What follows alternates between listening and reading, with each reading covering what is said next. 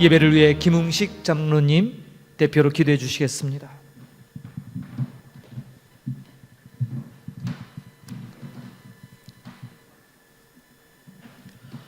사랑과 은혜가 풍성하신 나의 아버지 하나님, 이처럼 좋은 날, 주님이 주신 이 날 우리를 예배로 인도하심을 감사합니다. 아버지 하나님, 오늘 목사님을 통하여 주시는 말씀이 성령의 말씀이 되셔서 우리의 심령들을 감동케 하옵소서. 우리가 진정으로 드려지는 이 예배가 하늘 문을 여시고 하나님께서 이곳에 이 예배체에 임재하시어서 우리에게 영광이 되게 하옵소서. 아버지 하나님, 지난 한 주일도 하나님께서 우리에게 주신 그 유업을 따라서 속해 있는 사역을 따라서 섬기며 또 이 땅의 백성을 품었습니다. 아버지 하나님, 저희가 품은 또 저희의 은행 가운데 예수님의 사랑이 부족하였던 점이 있었음을 고백합니다. 또 아버지 하나님, 내 삶이 촉박하여서 돌아보지 못하는 눈길이 있었습니다. 주님, 이곳에 저희를 부르셨으니 저희가 늘 주님이 주시는 넉넉한 마음으로 이웃을 돌아볼 수 있는 이곳에 부르시는 사명을 잊지 않게 하옵소서. 아버지 하나님, 감사합니다. 주님이 사랑하시는 우리 김종욱 선교사님, 조인주 선교사님을 평강하게 이곳으로 귀환케 하시어서 또 사역지에서 하나님이 주시는 기쁨으로 섬기게 하심을 감사합니다. 드려지는 기도가 응답되게 하여 주시옵고 그 기도를 통하여서 하나님께서 저희를 통하여서 이루어지는 일들을 증거하는 하루하루의 삶이 되게 하옵소서.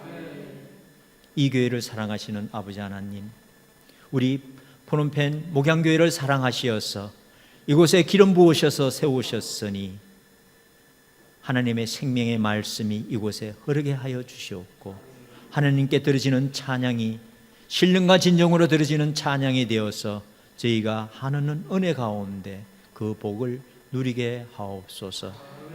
이 교회의 기도를 들으시옵소서. 그 이 교회의 기도의 응답이 하나님 계획 속에서 이루어지도록 하옵소서. 부족한 것들 많습니다. 연약한 것들 많습니다. 필요한 것들 많습니다. 주님 계획대로 채워주시고 부어주시옵소서. 오늘 각 지체들이 가지고 온 기도를 하나님 앞에 내어놓습니다.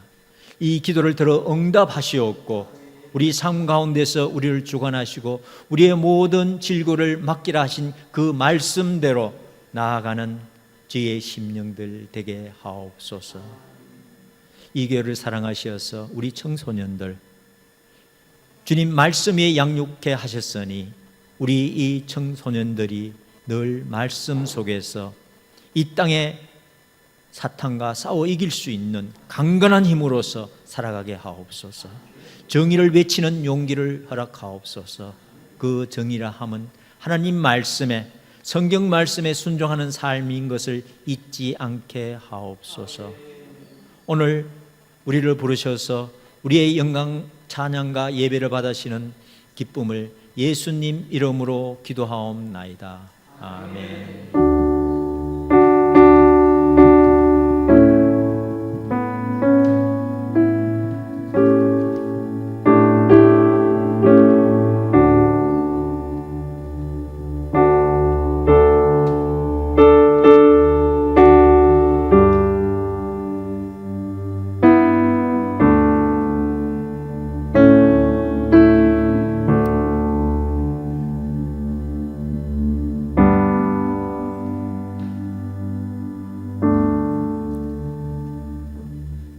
하나님 말씀 보겠습니다.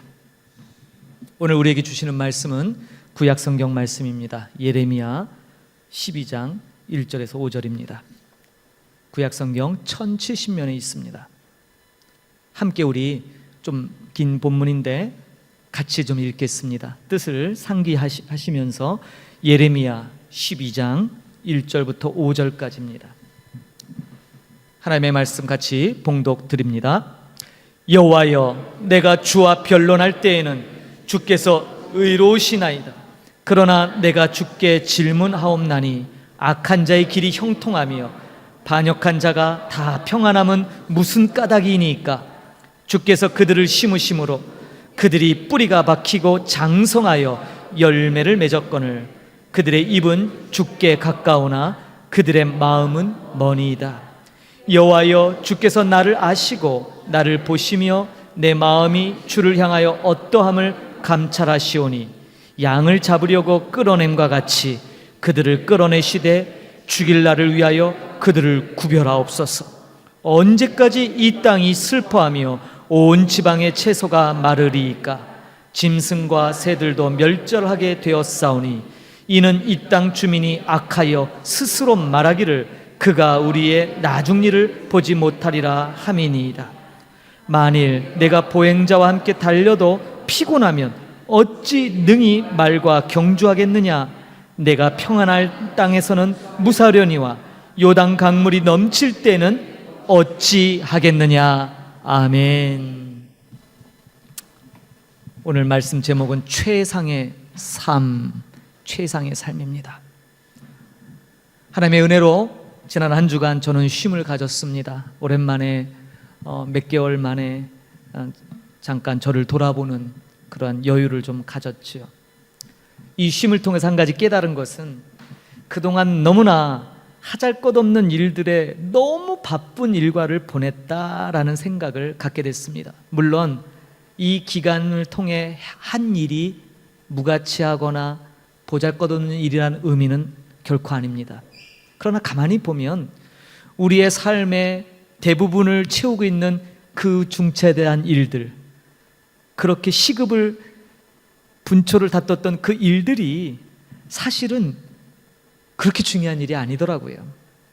사람들은 종종 미친 듯이 달려가다가 정말 중차대한 문제, 다시 말해서 나의 힘으로 어찌할 수 없는 일을 만나게 되면 그때야 비로소 가던 길을 멈춥니다.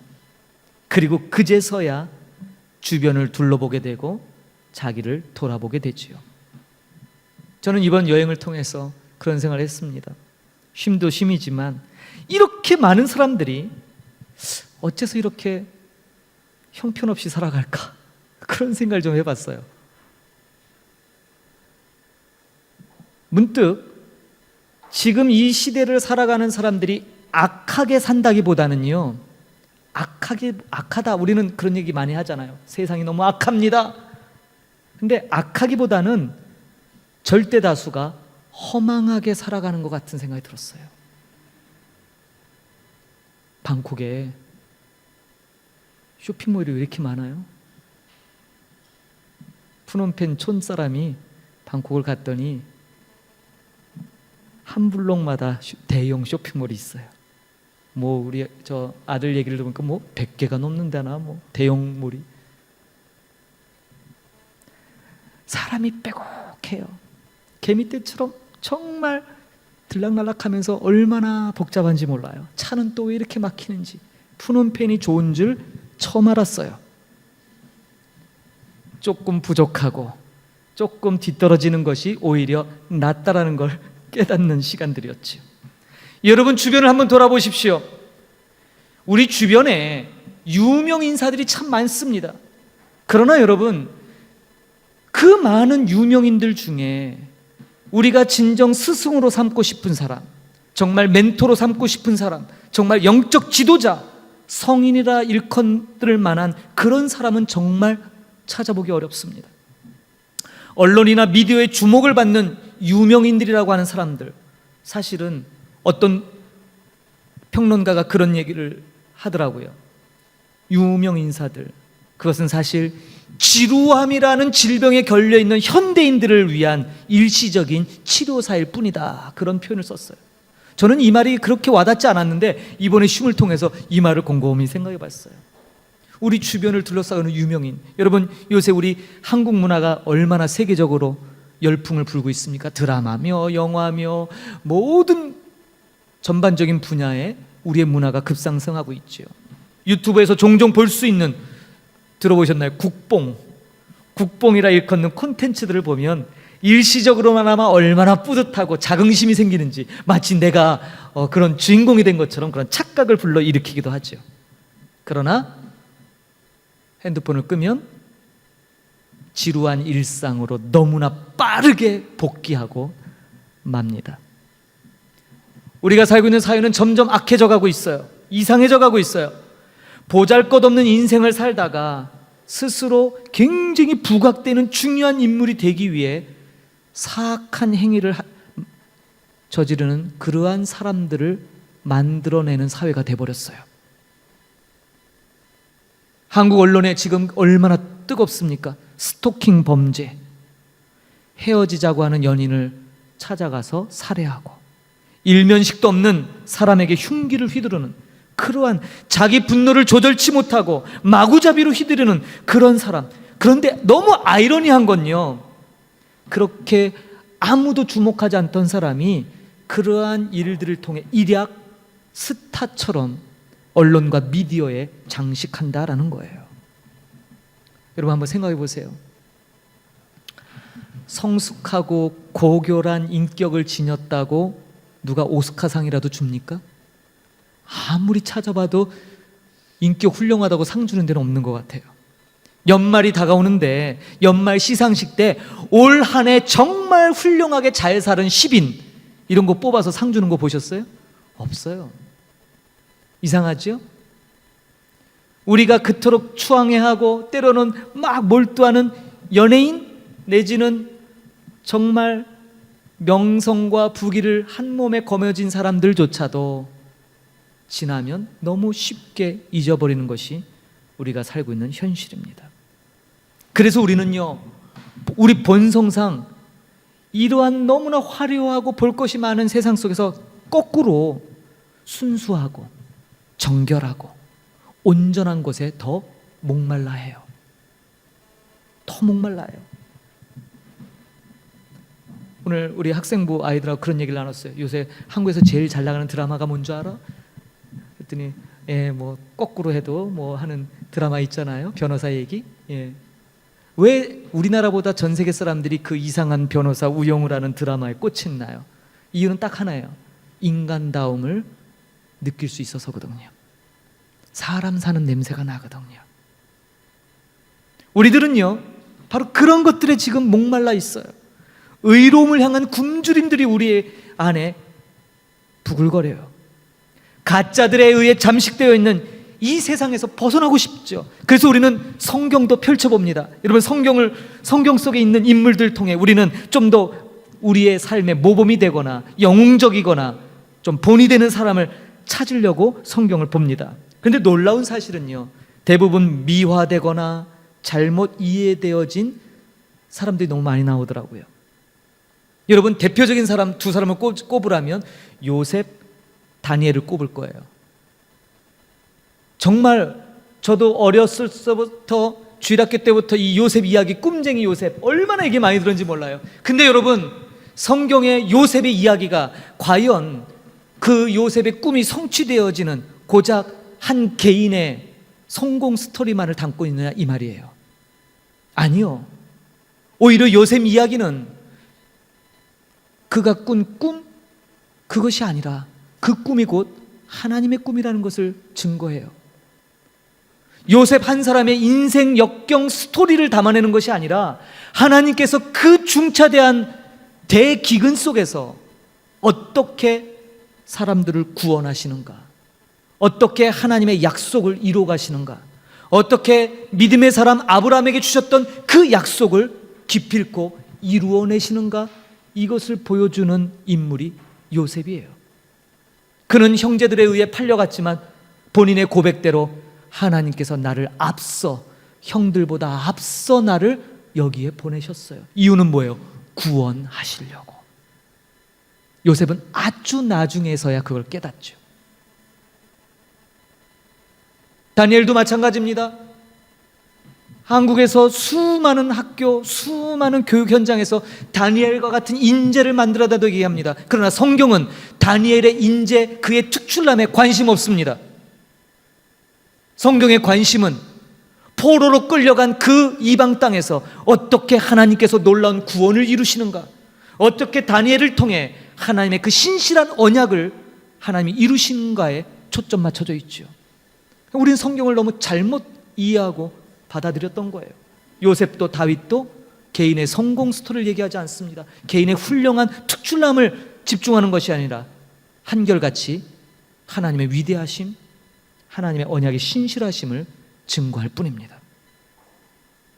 그래서요, 제가 오늘 여러분들이 잘 아시는 인물들을 좀 다르게 좀 정의를 해봤어요.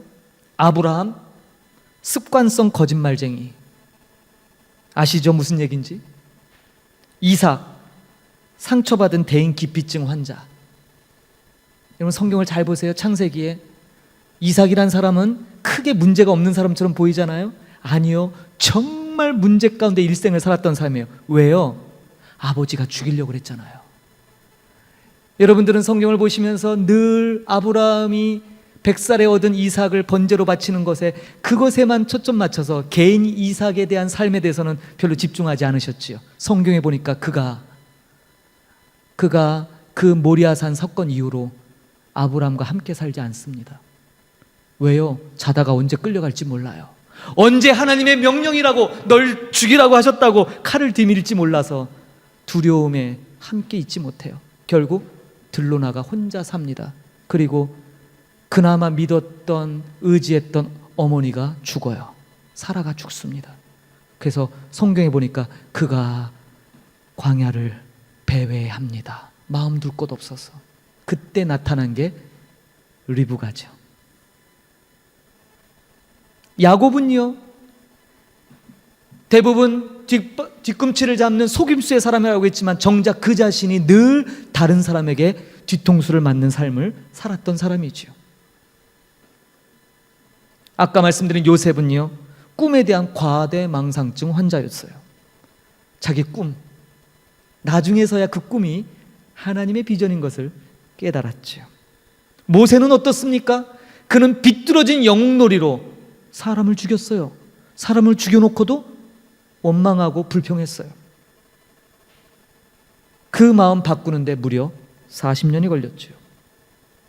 우리가 그토록 존경에 맞지 않는 다윗 왕은 또 어떻습니까?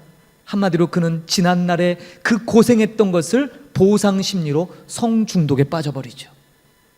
멀쩡한 자기 부하의 아내를 가로챘잖아요. 신약으로 넘어올까요? 베드로는 어땠나요? 그토록 열심히 특전했던 베드로는 신성 모독을 서슴지 않았던 사람 중에 하나였어요. 이처럼 성경에 나오는 인물들 하나하나를 다르게 보면 우리들과 별로 다르지 않은, 아니 어떻게 보면 우리들보다 못한 모습들이 참 많습니다. 그런데 놀라운 사실은 성경은요, 이러한 인물들이 아닌 하나님에 대한 이야기를 할 때는요, 얼마나 풍부하고 놀라운 묘사를 하고 있는지 몰라요. 하나님은 이런 분이에요, 하나님이 이런 분이에요, 이거 설명하는데 너무나 심혈을 기울이고 있다는 사실이에요. 그리고 더 놀라운 사실은 그렇게 앞에서 열거했던 수많은 인물들 전부 비슷비슷한 삶을 산 것 같지만 그 어느 누구도 똑같은 삶을 산 사람은 하나도 없어요.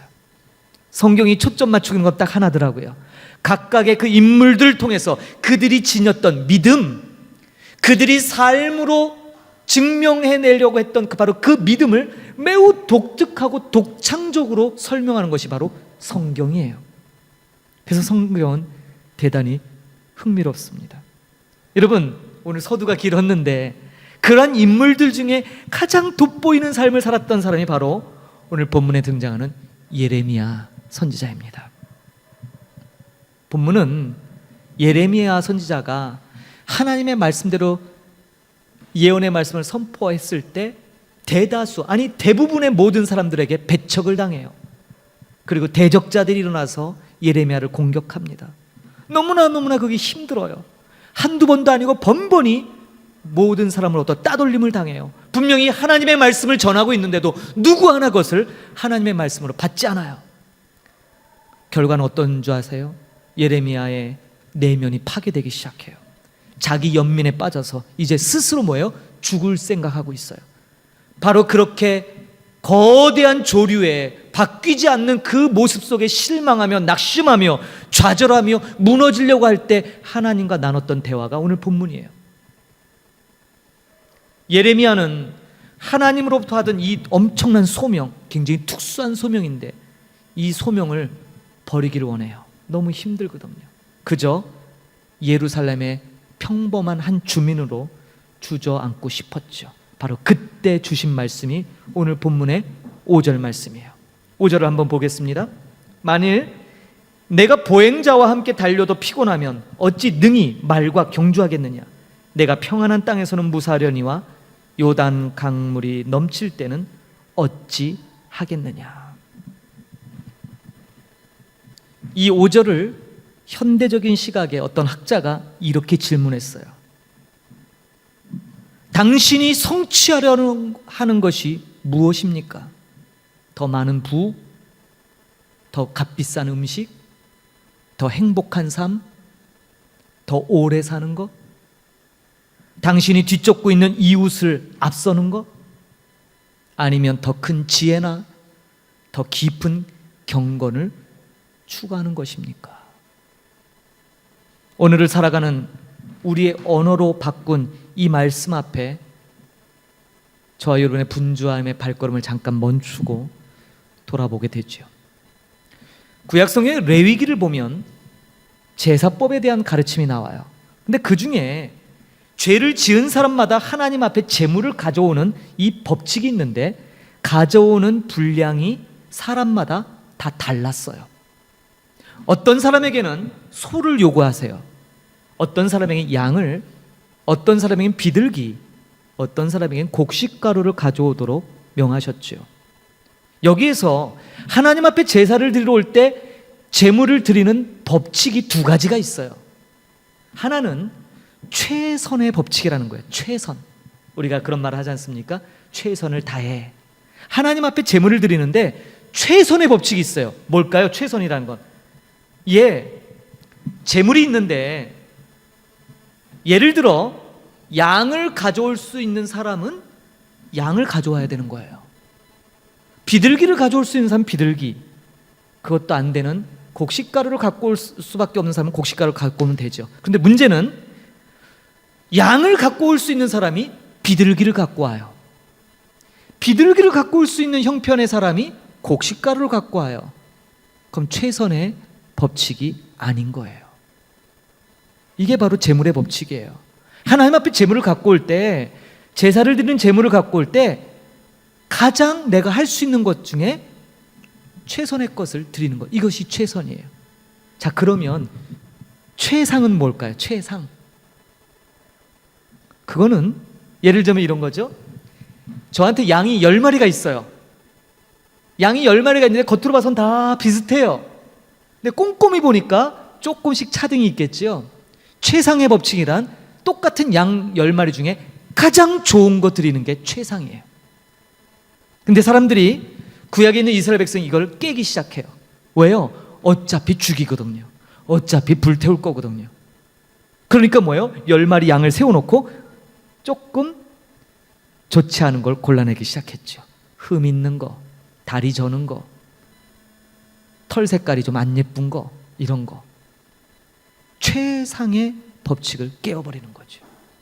레위기에서는 하나님 앞에 제물을 드릴 때 이 최선과 최상의 이 두 가지 조건이 굉장히 중요한데, 여러분 놀랍게도 이 법칙은 제물에게만 해당되는 것이 아니라 바로 사람에게 바로 해당되는 그런 내용입니다. 오늘 본문은요, 하나님께서 예레미야에게 최상의 삶을 산다는 것이 무엇인지를 지금 묻고 계시는 거예요. 최상의 삶. 여러분들은 지금 최상의 삶을 살고 계십니까? 어떠세요? 최상이세요? 오늘 본문에 있는 깊이 녹아있는 하나님의 의도는 다음과 같습니다. 의역을 좀 해봤어요. 예레미야야, 그래, 인생은 고통의 바다다. 고통의 바다야. 그래서 방해하는 첫 번 파도가 몰아칠 때 너는 아예 기권하려는 셈이냐? 너가 살고 있는 인생에는 하루 3끼 식사와 밤에 잠자리를 구하는 것 이상의 것이 있음을 알게 되니까 이제 뒤로 물러날 작정이냐? 수많은 사람이 하나님의 영광을 위해 위험을 감수하는 것보다 자기 신변의 안전을 더 관심 있게 여기는 것, 그것을 보는 순간 너는 집으로 뛰어갈 생각이냐? 너는 조심조심 살 생각이냐? 용감하게 살 생각이냐? 이것이 오늘 본문이 담고 있는 하나님의 질문의 참뜻입니다. 예레미야에게 질문하셨지만 오늘을 사는 여러분에게 하나님 똑같은 질문을 하고 계십니다. 도대체 여러분들은 어떤 삶을 살기를 원하십니까? 하나님은 우리를 최상의 삶을 살고 의를 추구하고 탁월성을 향해 계속 나아가도록 우리를 부르신 거예요. 하나님께서는 그분도 우리가 보통 사람처럼 그냥 느긋하게 그렇게 사는 편이 훨씬 더 쉽다는 것 너무너무 잘 아십니다. 복잡한 현실 받아들이고 튀지 않고 조금 거북해도 순응해서 사는 편이 훨씬 더 쉽다는 거 너무너무 잘 아시죠? 그러나 더 쉬운 건 사실이지만 더 나은 삶은 아닙니다. 더 수월하긴 할지 몰라도 뜻깊은 삶은 더더욱 아니죠. 쉽긴 하지만 더 보람 있는 삶은 더더욱 아닌 것입니다. 하나님께서는 저와 여러분이 스스로 이룩할 수 있다고 생각하는 것보다 훨씬 더 크고 고상한 목적을 가진 그러한 삶으로 우리를 살라고 저와 여러분을 부르신 거예요. 그리고 놀랍게도 그러한 삶을 살 수 있도록 그 소명을 이룰 수 있는 능력을 공급하시겠다고 약속하셨어요. 그런데 이제 막 시작하는데 첫 번째 어려움이 보이자마자 그만두려고 하십니까?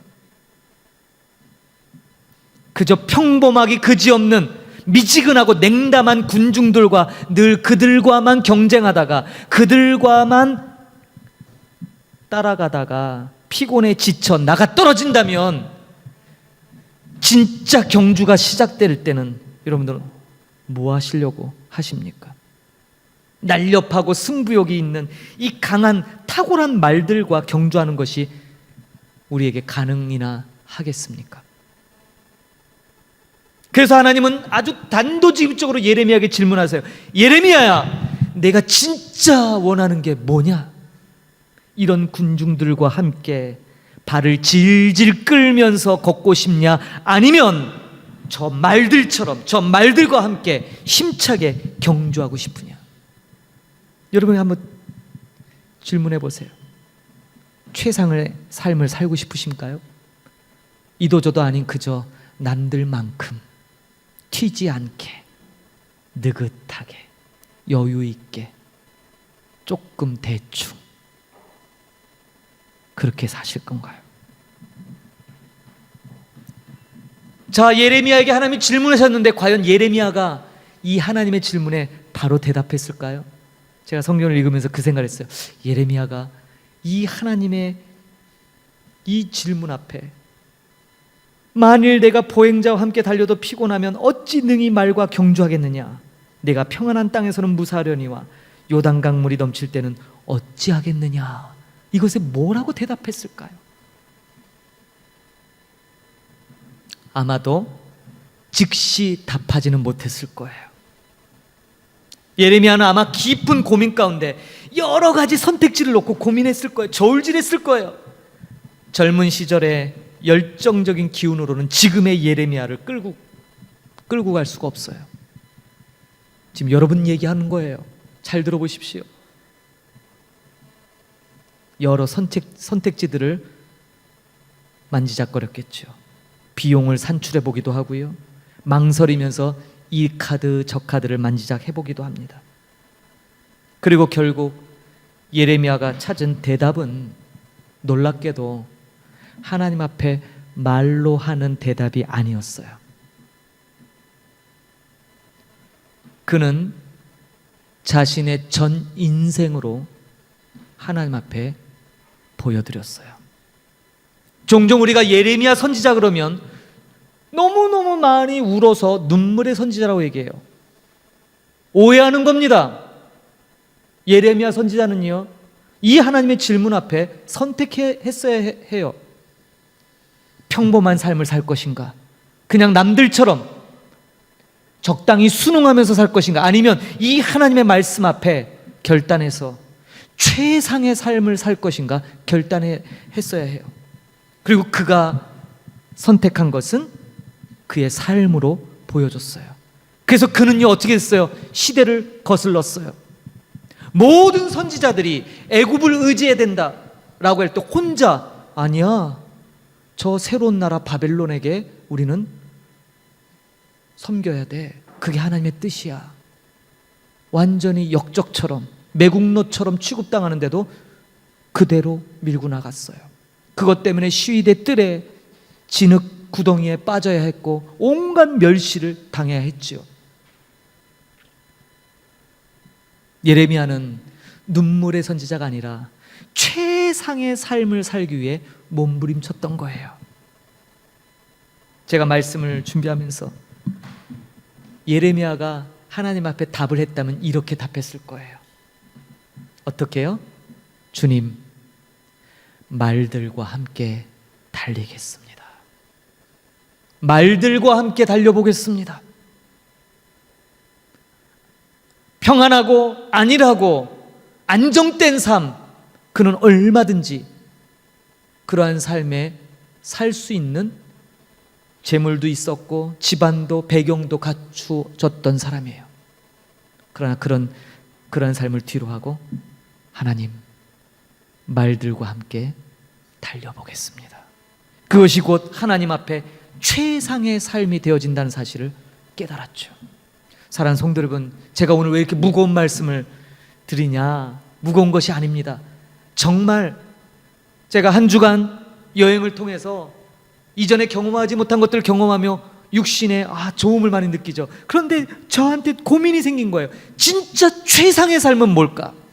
정말 하나님이 보실 때 최상의 삶이라는 건 무엇일까? 그때 문득 이 말씀이 제 마음을 두드렸지요.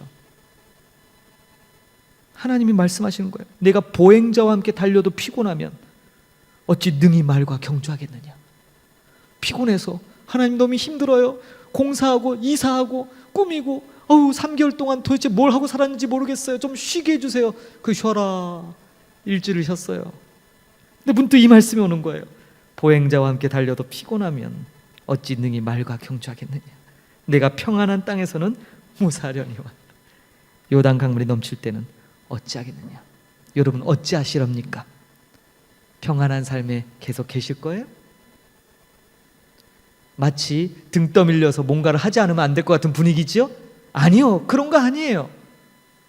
그냥 선택일 뿐이에요. 그리고 그것에 최선을 다하는 거예요. 최상의 삶이란, 예레미야에게 있어서 최상의 삶이란 주님 말씀대로 그래, 말과 함께 달려보자, 그거였어요. 근데 그 대가는 너무 혹독했어요. 전 성경을 통틀어 가장 우울하고 비운의 주인공이 바로 예레미야 선지자라고 일컬을 정도로, 오죽하면 눈물의 선지자라고, 누가 그 이름을 붙였는지 모르지만 하여간에 눈물의 선지자라는 애칭이 붙을 만큼 그러한 삶을 살았죠. 그러나 그의 삶은 하나님 앞에 최상의 삶이었습니다.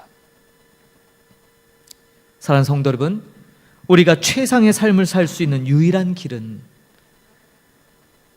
하나님에 대한 철저한 믿음에 의거한 삶인 것입니다. 믿음에 의거한. 이것 없으면 저와 여러분의 삶은 최상이 되지 못해요. 최선도 되지 못합니다. 바라기는 이제 하나님께서 늘 우리에게 새로움을 주십니다. 늘 똑같아 보이지만 늘 새로운 것입니다. 한 번도 경험하지 못한 새로운 날들입니다. 그런 날들 속에 최상의 삶을 살아보시지 않겠습니까? 최상의 삶. 그래서 제가 이 말씀을 묵상 가운데 엊그저께 금요 기도에도 사실 이 본문을 잡았거든요. 그때도 잠깐 이것을 나눴지만 오늘 좀 더 깊게, 언제까지 허락하실지 모르지만 당분간 이 예레미야라는 사람에 대해서 좀 여러분과 나누고 싶어요. 이 사람 대단한 사람이거든요. 한마디로 이 사람 정말 출신도 무시 못할 그런 사람인데도 불구하고 정말 기가 막힌, 지난주 설교 기억하십니까? 기가 막힐 웅덩이와 수렁에 빠졌던 사람이에요. 그런데도 그의 삶은 최상의 삶이었어요. 최상의 삶, 하나님이 받으시리는, 기뻐 받으시는 최상의 삶을 살았다는 사실이에요. 여러분들이 어떤 환경, 어떤 처지에 지금 놓여 있는지 일일이 저는 알지 못합니다. 한 가지 분명한 사실은 그럼에도 불구하고 하나님이 원하시는 것은 최상의 삶을 바라고 계신다라는 거예요. 그러므로 여러분들이 오늘 말씀을 통해, 아까 본문 속에 이런 말씀이 있었죠. 수많은 사람들이 하나님의 영광을 위해 위험을 감수하는 것보다 자기 신변의 안전에 더 관심을 많이 둔다라는 말이 있었어요. 찔림이 너무너무 오는 말씀이에요. 피해갈 수 없는 말씀이죠. 다시 한번 하나님께서 예레미야에게 주셨던, 예레미야야, 내가 진정으로 원하는 게 무엇이냐? 이런 군중과 함께 발을 질질 끌면서 걷고 싶으냐? 아니면 저 말들과 함께 힘차게 경주하고 싶으냐? 주님이 저와 여러분에게 주시는 말씀으로 받으시기를 축원드립니다. 기도합니다. 그렇습니다. 우리가 지금 고백한 찬양처럼 누구나 무거운 짐을 다 지고 갑니다. 끝을 알 수 없는 그 힘든 길, 때로 신앙의 열정이 우리를 불태울 때는 그래도 견딜만 한데, 그런 것들이 다 사그라지고 희미해지면 우리 안에 두려움만 넘칠 때도 있는 것입니다.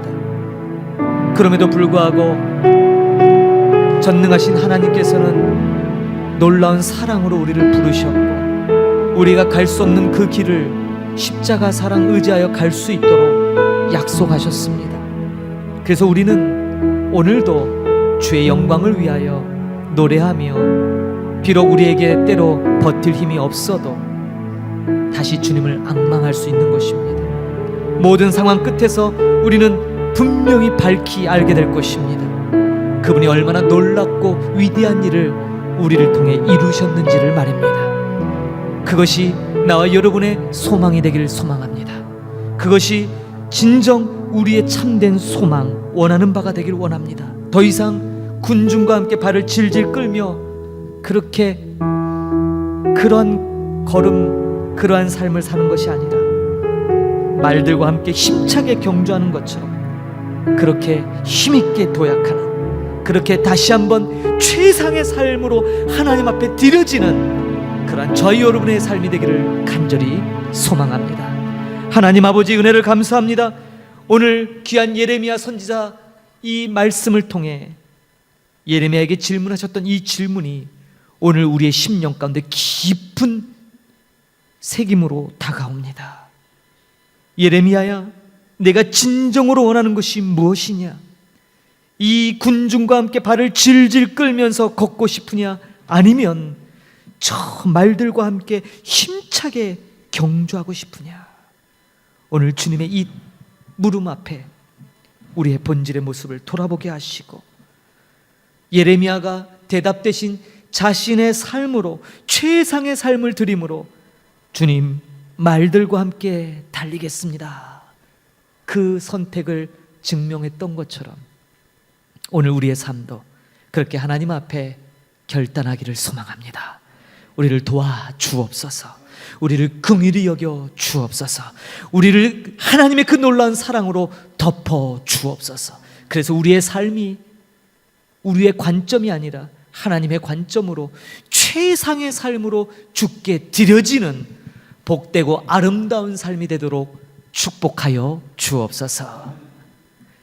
지금은 교회 머리 대신 우리 구주 예수 그리스도의 은혜와 하나님 아버지의 크신 사랑 베푸심과 성령 하나님의 내주 교통 충만케 하심이 생명의 말씀을 통해 최상의 삶을, 그렇게 자신의 삶을 통해 하나님 앞에 노래로 드려졌던 예레미야처럼 때로 우리의 삶에 여러 가지 난관에 봉착하여 그 발걸음이 너무 무겁다고 여겨지는 지친 어깨들 위에, 때로 믿음 때문에 받지 않아도 될 수모와 환난을 겪는 그러한 이들 위에, 그리고 무엇보다도 하나님의 영광을 위하여 살고 싶지만 결단하지 못하여 미적미적하며 이리저리 주위를 둘러보고 있었던 그러한 연약한 우리들의 모습 가운데 다시금 새로운 힘을 주시고 내가 너와 함께 하겠노라, 내가 너와 함께 달려가기를 원하노라, 너의 삶이 최상의 삶이 되기를 원하노라는 그 하나님의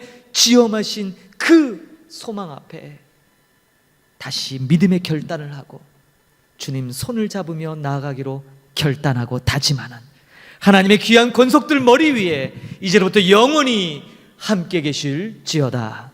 아멘.